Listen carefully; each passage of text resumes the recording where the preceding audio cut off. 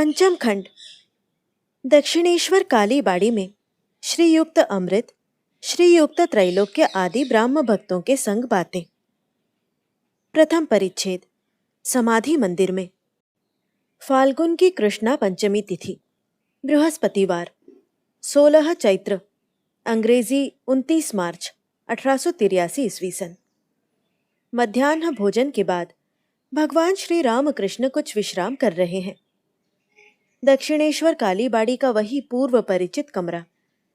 सम्मुख पश्चिम दिशा में गंगा। 2 बजे के समय ज्वार आनी आरंभ हुई। भक्त कोई कोई आए हैं।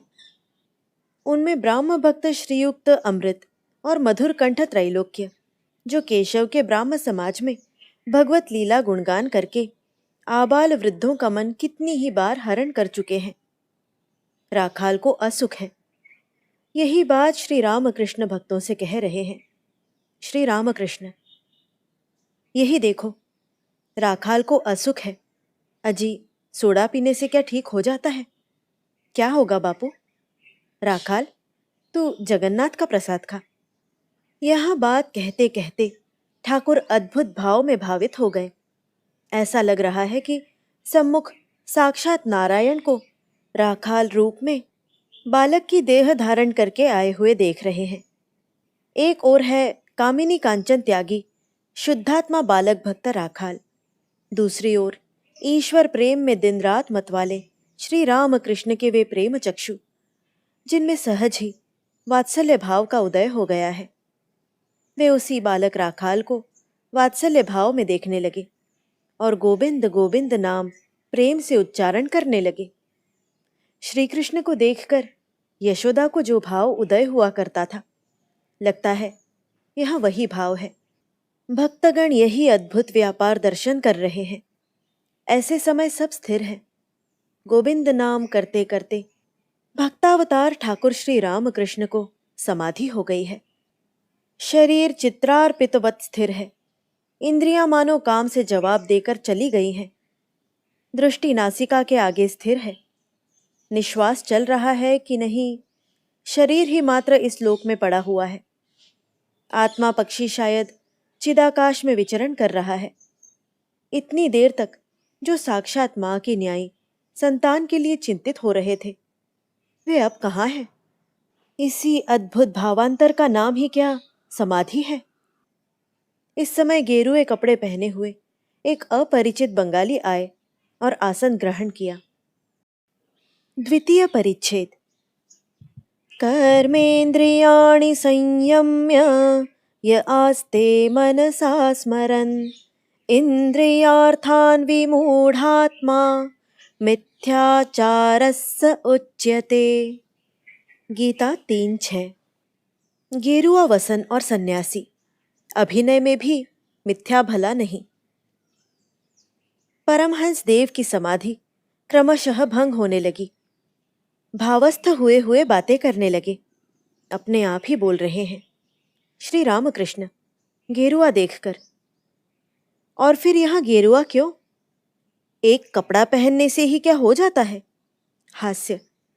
किसी ने कहा था, चंडी छोड़कर हो गया ढाकी। पहले चंडी का गाना गाया करता था, अब ढाक अर्थात ढोल पीटता है। सबका हास्य। वैराग्य 3-4 प्रकार का है। संसार की ज्वाला से जलकर गेरुआ वस्त्र पहन लिया। वैसा वैराग्य अधिक दिन नहीं रहता। शायद काम नहीं है। गेरुआ पहनकर काशी चला गया। 3 महीने पश्चात घर में पत्र आ गया, मुझे एक काम मिल गया है, कुछ दिनों के बाद घर आऊंगा, तुम लोग मेरी चिंता मत करना। और एक है, सब कुछ है, कोई अभाव नहीं, किंतु कुछ अच्छा नहीं लगता। भगवान के लिए अकेले अकेले क्रंदन करता है। यही वैराग्य यथार्थ वैराग्य है। मिथ्या कुछ भी अच्छा नहीं। मिथ्या भेष ठीक नहीं। भेष के अनुसार यदि मन न हो तो क्रमशः सर्वनाश हो जाता है। मिथ्या बोलते बोलते अथवा करते करते क्रमशः भय हट जाता है। उसकी अपेक्षा तो सफेद वस्त्र अच्छा है। मन में आसक्ति है, बीच बीच में पतन भी हो रहा है, और बाहर गेरुआ है। वहाँ बड़ा भयंकर है। बात यहाँ तक है कि जो सत है उनके लिए अभिनय में भी मिथ्यावाणी अथवा कर्म ठीक नहीं। केशव सेन के यहाँ नव वृंदावन नाटक देखने गया था। एक जन क्या लाए थे? क्रॉस, और फिर जल छिड़कने लगे। कहा शांति जल है। देखा, एक व्यक्ति मतवाला बनकर पागलपन कर रहा है। ब्राह्म भक्त कुबाबू। श्री रामकृष्ण, भक्त के लिए उस प्रकार अभिनय करना भी अच्छा नहीं। ऐसे विषयों में अधिक देर मन को रखे रहने से दोष होता है। मन धोबी के घर का धुला कपड़ा है। जिस रंग में रंगोगे वही रंग चढ़ जाएगा। मिथ्या में बहुत देर रखे रहने पर मिथ्या का रंग ही पकड़ लेगा। और एक दिन निमाई सन्यास केशव के घर देखने गया था। इस यात्रा नाटक को केशव के कुछ खुशामदी शिष्यों ने मिलकर खराब कर दिया था। एक ने केशव से कहा, कली के चैतन्य आप हैं। केशव ने फिर मेरी तरफ देखते हुए हंसते हंसते कहा, तो फिर ये क्या हुए? मैं बोला, मैं तुम लोगों के दास का दास, रेणु की रेणु। केशव में नाम यश की इच्छा थी, अमृत और त्रैलोक्य के प्रति। नरेंद्र, राखाल आदि ये सब लड़के नित्य सिद्ध हैं। ये लोग जन्म जन्म से ईश्वर के भक्त हैं। बहुतों को साध्य साधना करके थोड़ी सी भक्ति होती है, किंतु इनका आजन्म ईश्वर में प्यार है। जैसे पाताल फोड़ा शिव, स्थापित शिव नहीं। नित्य सिद्ध एक श्रेणी ही विशेष अलग है। सब पक्षियों की चोंच बाकी नहीं होती। ये कभी भी आसक्त नहीं होते, जैसे प्रहलाद। साधारण लोग साधन करते हैं, ईश्वर पर भक्ति भी करते हैं और फिर संसार में भी आसक्त होते हैं। कामिनी कांचन में मुग्ध होते हैं। मक्खी जैसे फूल पर बैठती है, संदेश पर बैठती है और फिर विष्ठा पर भी बैठती है, सब स्तब्ध। नित्य सिद्ध जैसे मधुमक्खी केवल फूल के ऊपर बैठकर मधुपान करती है। नित्य सिद्ध हरि रसपान करते हैं, विषय रस की ओर नहीं जाते। साध्य साधना करने से जो भक्ति होती है, इनकी वैसी भक्ति नहीं होती। इतना जप, इतना ध्यान करना होगा, इस प्रकार पूजा करनी होगी। ये सब विधिवादीय भक्ति है।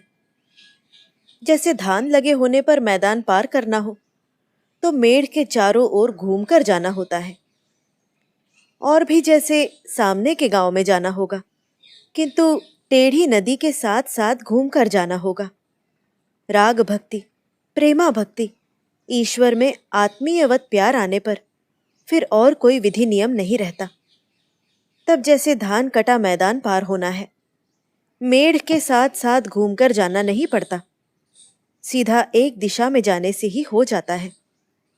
बाढ़ आने पर टेढ़ी नदी द्वारा घूमकर नहीं जाना पड़ता। तब मैदान के ऊपर एक एक बास जल होता है, सीधा नौका चलाने से ही हो जाता है। ऐसी राग भक्ति, अनुराग, प्यार बिना आए ईश्वर लाभ नहीं होता।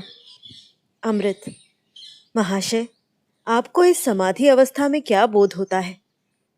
श्री रामकृष्ण, तुमने सुना है ना, कुमुरे पोका अर्थात बीटल को देखते देखते आरशूला अर्थात कॉकरोच कुमुरे पोका ही बन जाता है।